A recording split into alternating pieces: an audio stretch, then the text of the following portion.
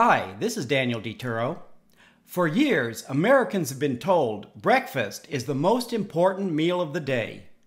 In the first part of this two-part video, I'm going to look at whether or not breakfast is the most important meal of the day, the connection between glucose and glycogen. Should you eat a high-fat and protein or high-carbohydrate breakfast, home-cooked versus prepared breakfast, and why eat a 700-calorie breakfast? Is breakfast the most important meal of the day? Like so many questions concerning diet, the answer is maybe. Some studies show Americans who skip or eat a very light breakfast like coffee and toast increase their risk of becoming overweight and developing artery-clogging plaques. Americans who eat breakfast tend to be more active than Americans who skip breakfast. Eating breakfast may improve mental functions, reduce blood glucose spikes, lower the risk of type 2 diabetes, and reduce the risk of heart disease. The English word breakfast is a combination of break plus fast. You may think, but I'm not fasting. But for most Americans, sleeping is the longest period without eating. Some studies indicate people who sleep less than 8 hours a night tend to gain more weight. Less sleep equals more time to eat. For most Americans, a wide variety of high-calorie foods are available 24 hours a day, 7 days a week. Americans are told to eliminate foods high in refined carbohydrates because it may spike blood glucose. But a recent study indicates that eating any type of breakfast appears to moderate blood glucose spikes. The range for blood glucose was less for people who ate breakfast than for people who skipped breakfast. And blood glucose didn't peak after eating breakfast, but after eating lunch or dinner. The takeaway from this study is eating any breakfast may help reduce blood glucose spikes, and reducing blood glucose spikes may reduce your risk of type 2 diabetes, which reduces your risk of other chronic diseases. While eating breakfast may provide some health benefits, your overall diet is more important than what you eat for breakfast. Glycogen is a carbohydrate stored in the liver and muscles. The liver of a 150-pound person stores about 400 to 500 calories of glycogen. While you sleep, liver glycogen is converted to glucose to fuel your brain, heart, lungs, and cellular activities. Your body uses energy for your basal metabolism, digesting food, and physical activities. 60 to 70% of total calories burned are used to maintain your basal metabolism. If your body needs 2,000 calories a day, your basal metabolism burns between 1,200 to 1,400 calories, averaging 50 to 58 calories an hour, or less than 1 calorie a minute.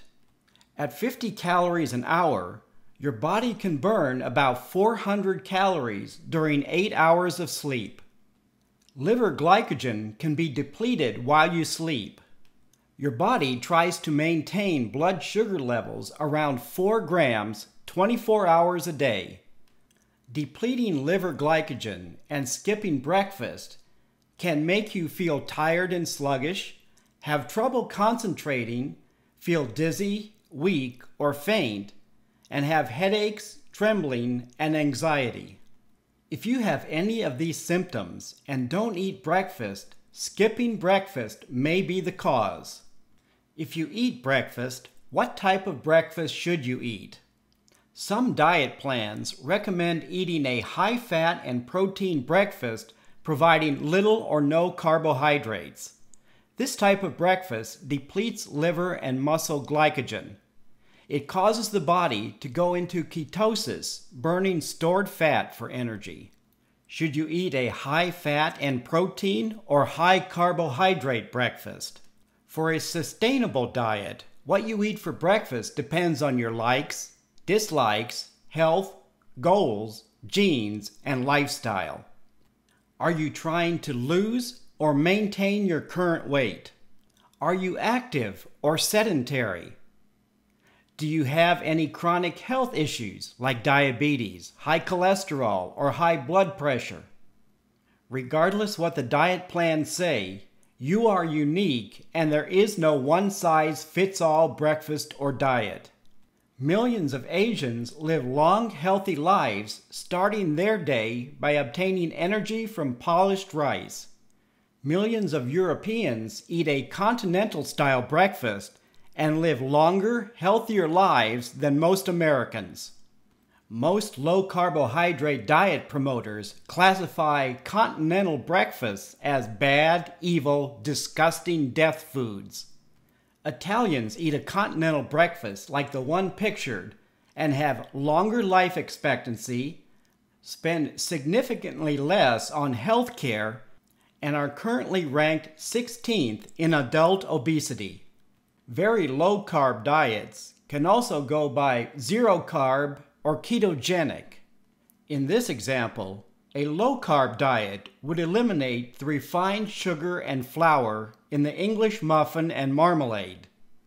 A zero-carb diet would eliminate the strawberries and avocado. 1/2 avocado has about 8 grams of carbohydrates.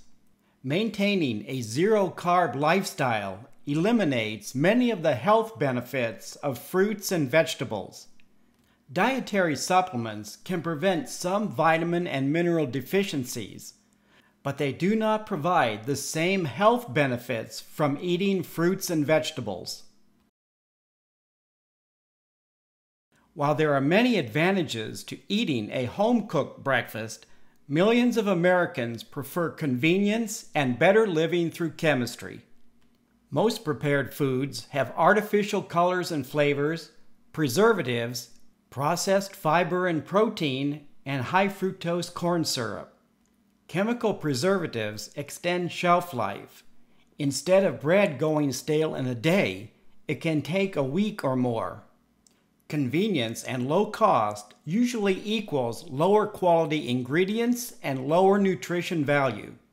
About 1/3 of all breakfasts eaten in the U.S. are fast food and coffee shop breakfasts.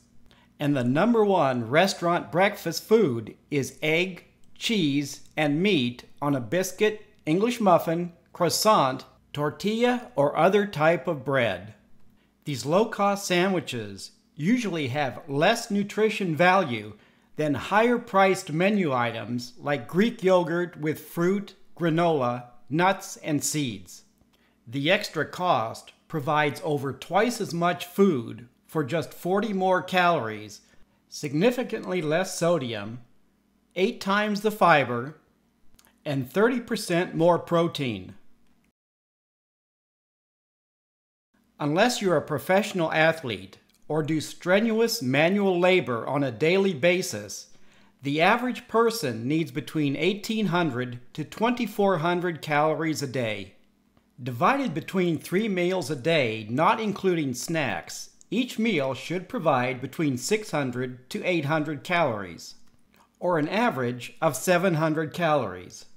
To provide customer value, a restaurant breakfast can have between 1,200 to 1,600 calories, and many fast food breakfast items can also exceed 1,000 calories.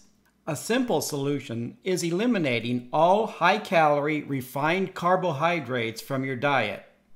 In Part 2, I'll cover a variety of 700-calorie breakfasts, including breakfasts that require no cooking. Please leave a comment if you have any questions about this video. Thank you for watching, and healthy eating!